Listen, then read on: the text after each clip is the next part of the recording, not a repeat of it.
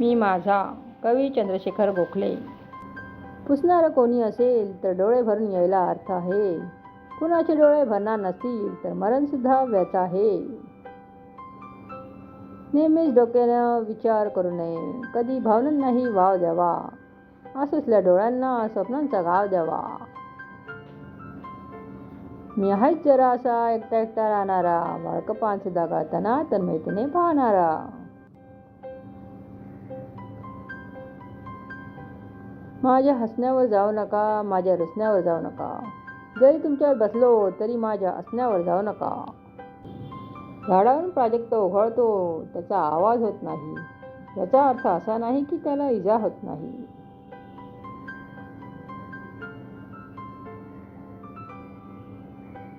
पिंपळाचं रोप कसं कुठेही उगवतं म्हणून त्याचं कसंही निभवतं.